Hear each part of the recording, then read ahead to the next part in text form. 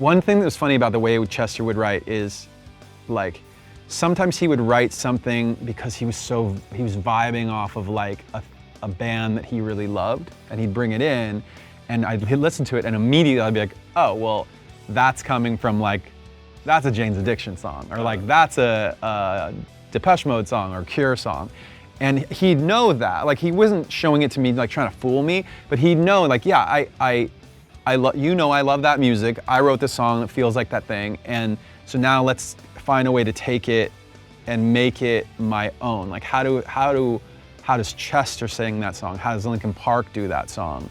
And you try and get it as far away from the original inspiration as much as possible.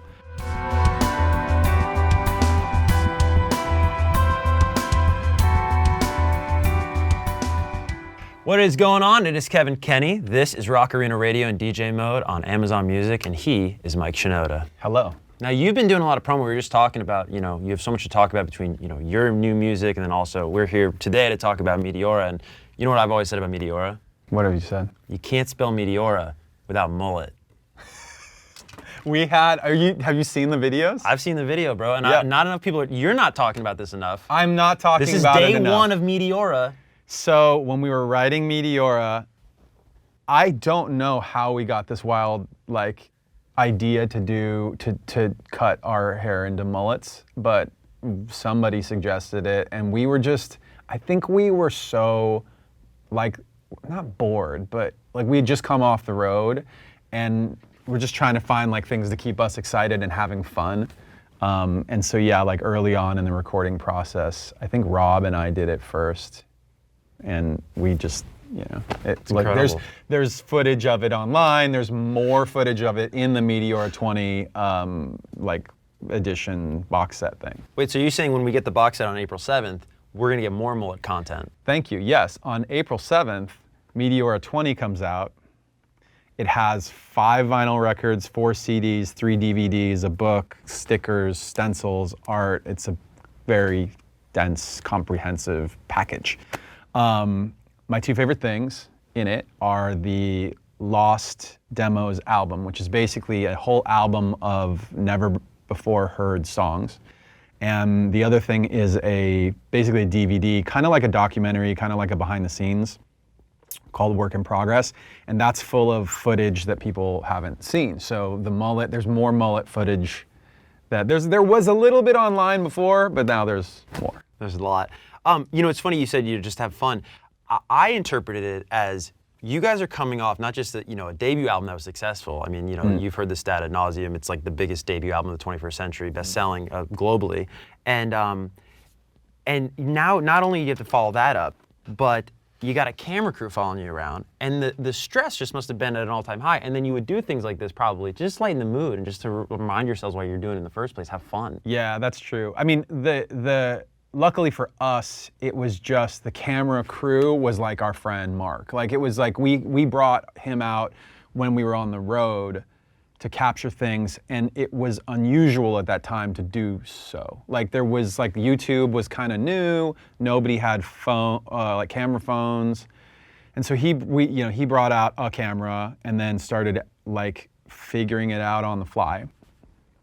And as we were like starting to record the album, certainly we were under some pressure, and like lightening the mood was I think a coping mechanism, right? Like we were doing, I think on all of our albums, like we did that to just keep things really fun and never get like, I don't know, just too serious about it or stressed. Because it could be a stressful thing. Right. And you guys would actually do, like, from what I understand, like almost like joke songs to also lighten the mood. Like, do you remember the Wizard song? So we didn't that wasn't something we ever planned. It's just that when you're writing songs, like inevitably you're trying to think of like words that rhyme or the way a melody should go, and sometimes a dumb thing will pop out. Like you don't even mean for it to be dumb. Like you're just trying to figure out how to like solve this problem or whatever.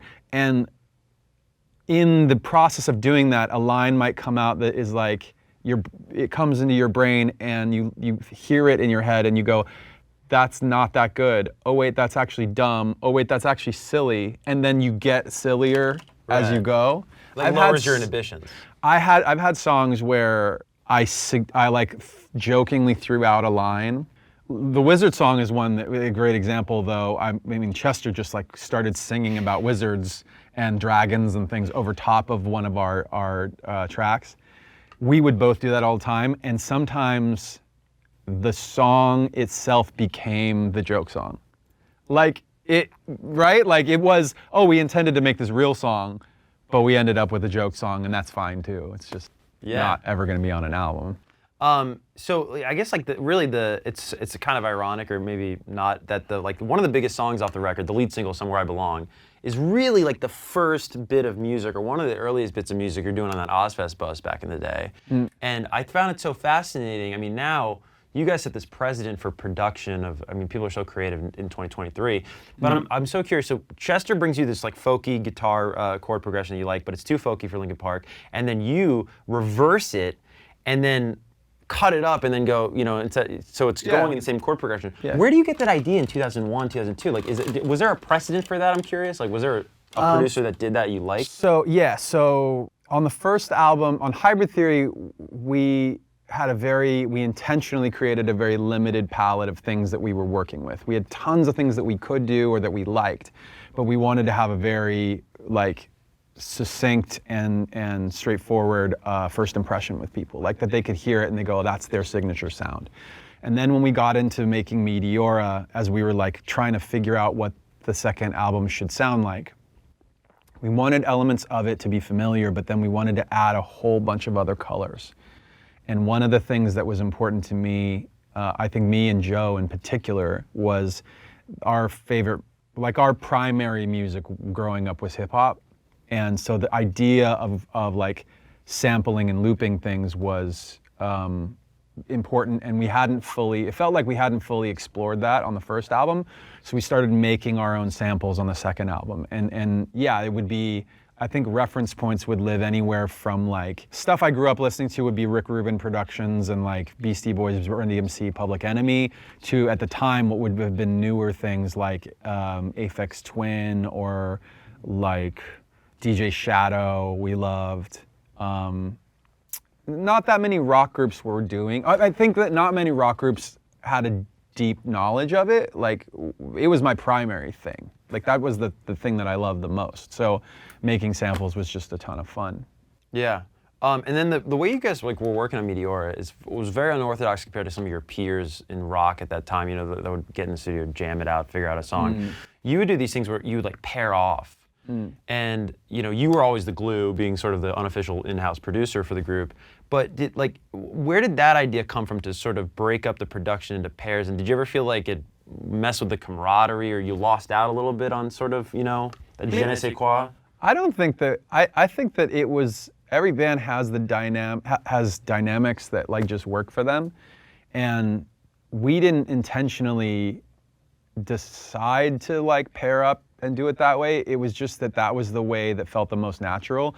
We tried like doing stuff in a room together with a larger group of us, like whether that was 6, whether that was 4, and it didn't really work. It wasn't very successful. Like we didn't make good stuff. Like we'd do it and then we'd listen to it and go, actually the je ne sais quoi something was missing, strangely. Like when we got with too many people in the room creating at once. And I think part of that for us was that we liked to have all of the like focus on one thing that was happening and really look at each of the things as they got created and how they fit together, right? So that, I think that, and yeah, my role in that process was to kind of juggle, to keep tabs on what all the things were and how they were getting built. Brad was also very good at that, especially in arrangement. Like he would love, that's when if you think of a song as like a combination of like Lego bricks, one of the things that we love to do together would be to like disassemble the Lego bricks and go, okay, we made a Lego spaceship, like what happens if we make a base? What happens if we make a car? Like, and play with the pieces. And sometimes we'd run around in a big circle, build the new thing and go, that was a good experiment, that sucks. Like the spaceship was way better. Yeah, totally. Another one of these like just classic cuts off the album is Breaking the Habit. And that was a song that you said at the time was you wanted to make that song for about 5 to 6 years before you actually accomplished it. Right. What does that mean exactly to somebody who doesn't create art, or music? Like, is that an idea? Is it a sentiment you want to express? Do you have the lyrics but not the music? What does that journey look like? For some people, it can mean I was trying these chords and I put lyrics over it and the words didn't fit, so I like chucked them and then I tried new ones. Actually, I've done that too, where I keep laying new vocals over a track over and over because the ones I've done are not good enough. In the case of Breaking the Habit, it was actually the concept of the story, like what the words were, that I had tried a couple times, like really tried to do them a couple times and they didn't work, loosely tried to do them a dozen times and they didn't work. And I had made the track intending for it to be an instrumental. And as I recall, I was reminded of this the other day, I actually forgot, but Joe, I think it was Joe in our band had said, I really think that needs to be a song with words. Like, it's such a good track. Like, let's at least try to put a song over it.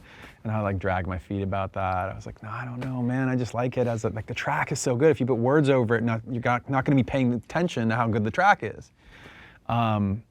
Took it home, started writing, and then within like such a short period of time, a few hours, like the whole song came together. And it was just one of those super obvious things.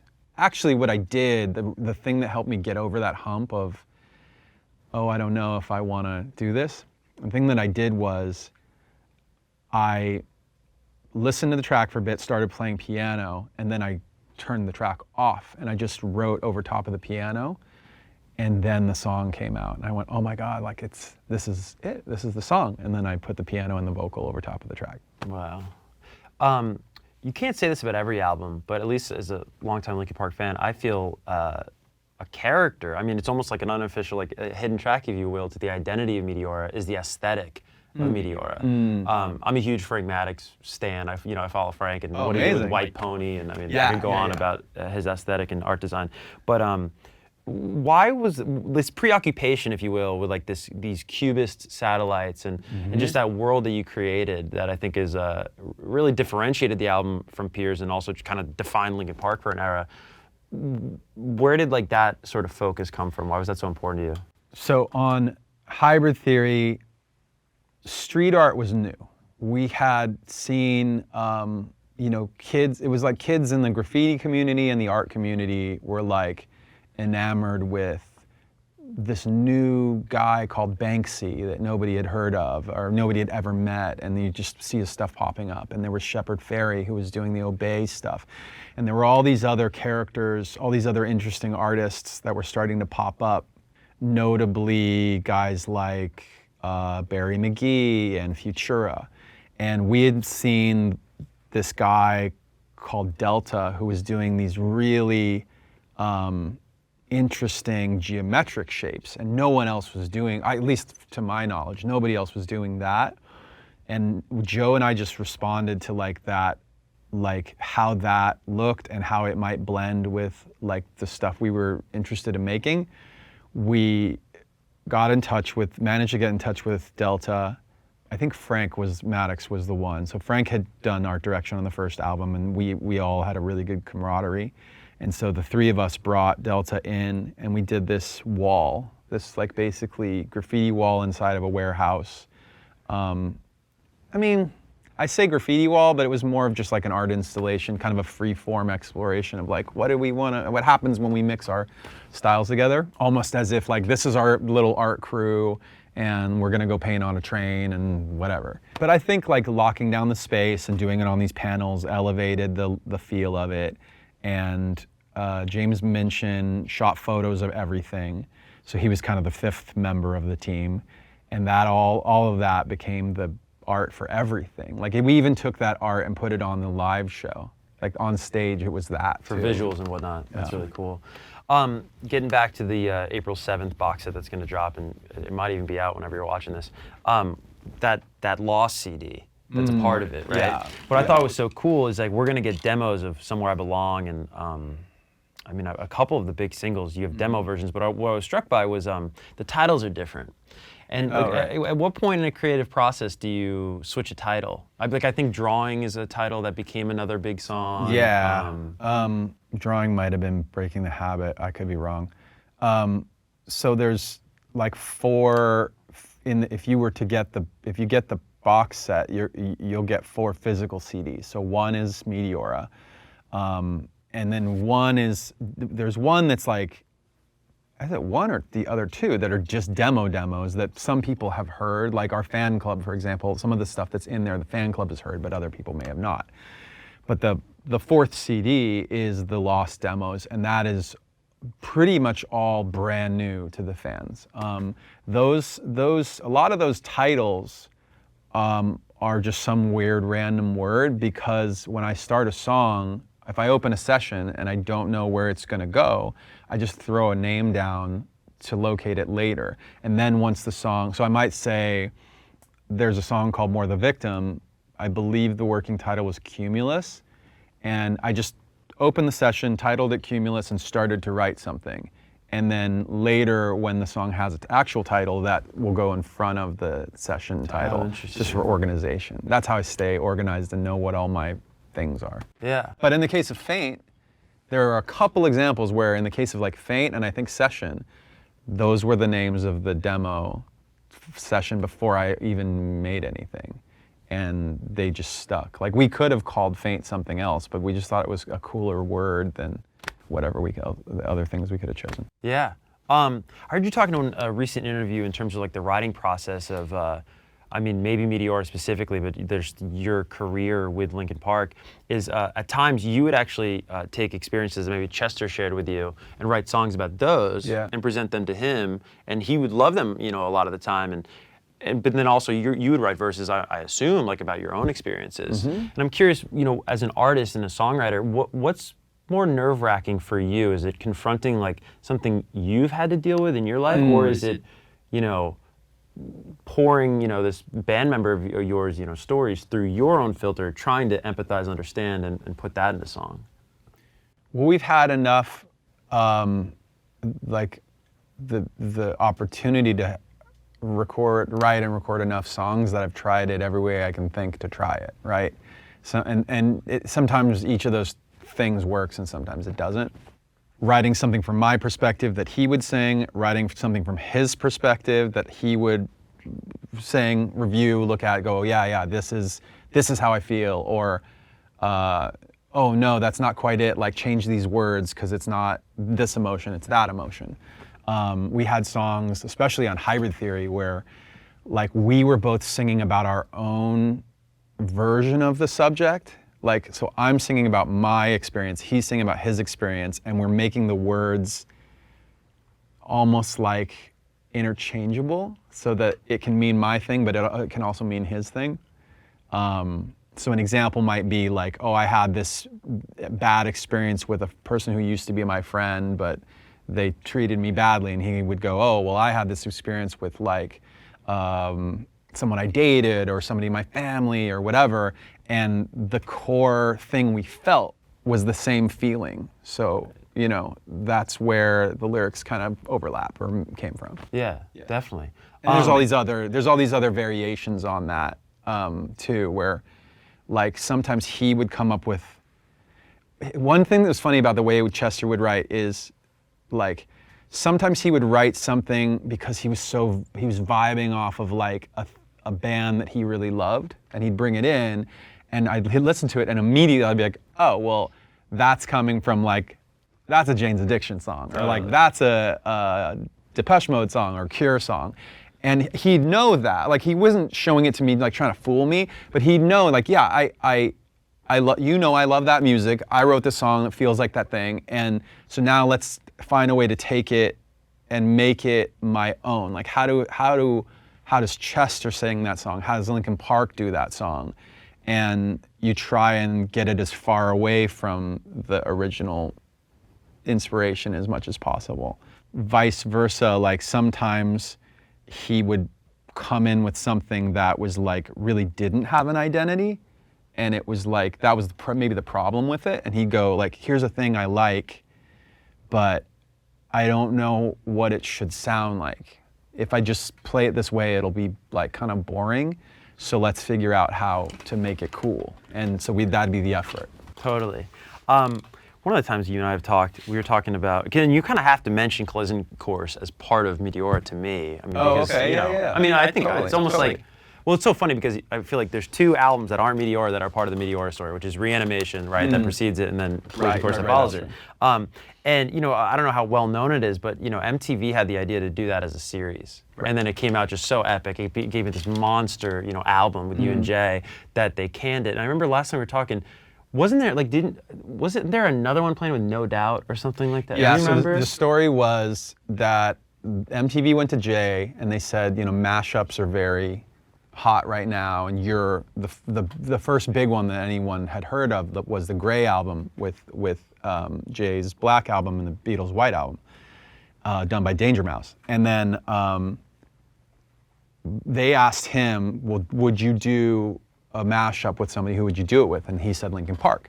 So they called us, his manager reached out to us, and my response was 3 tracks. I sent back Numb Encore and 2 other things, and they were like, oh shit.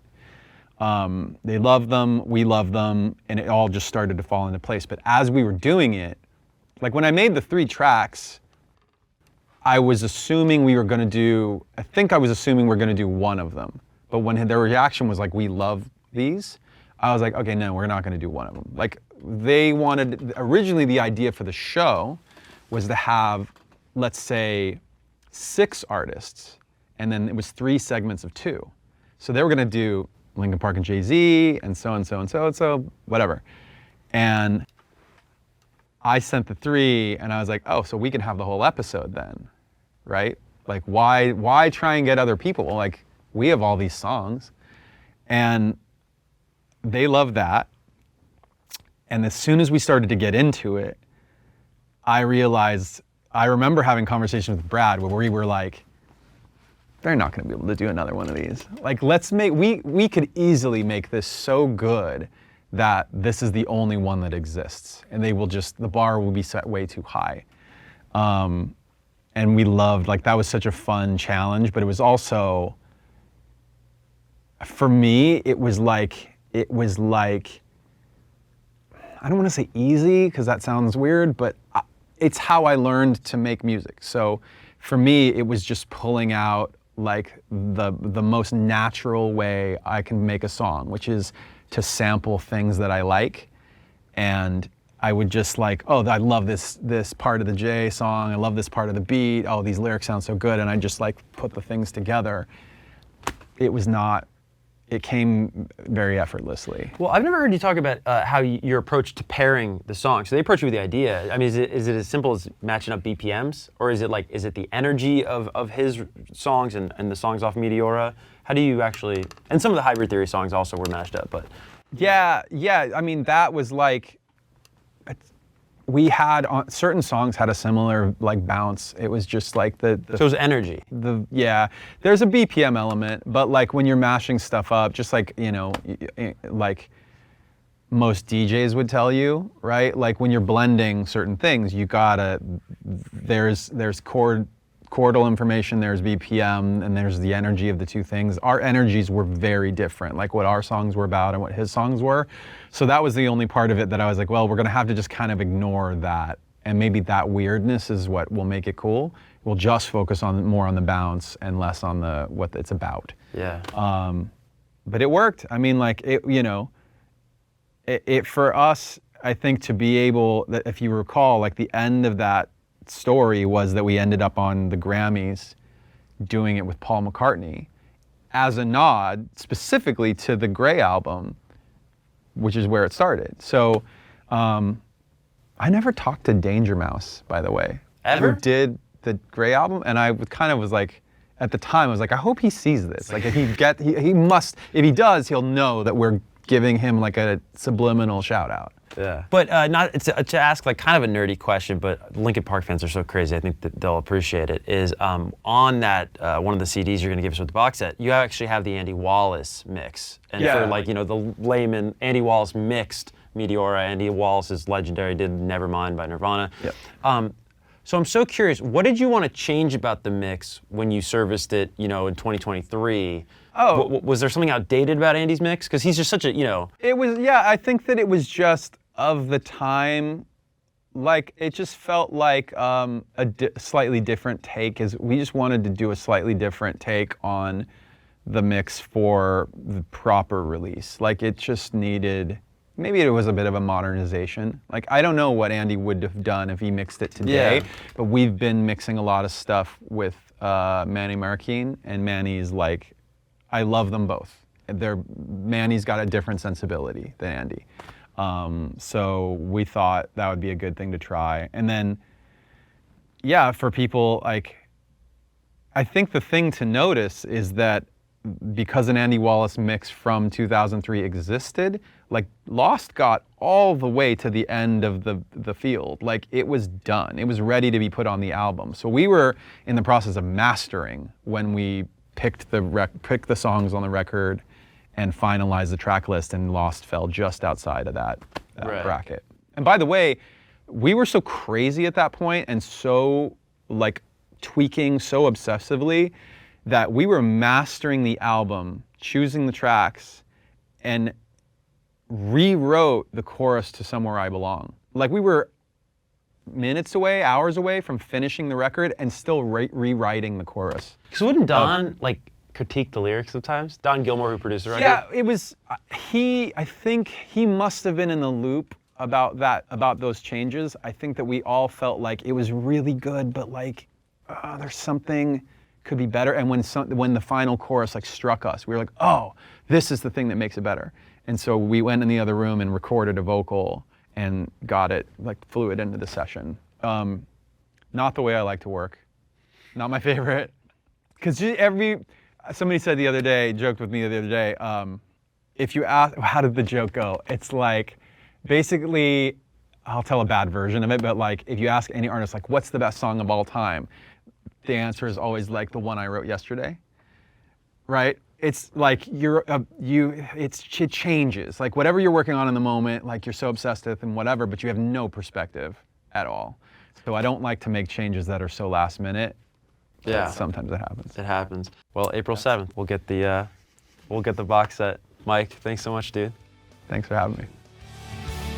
For more exclusive artist interviews, check out all of what DJ Mode has to offer on Amazon Music, including my station, Rock Arena Radio, where we bring you the stories behind your favorite rock music.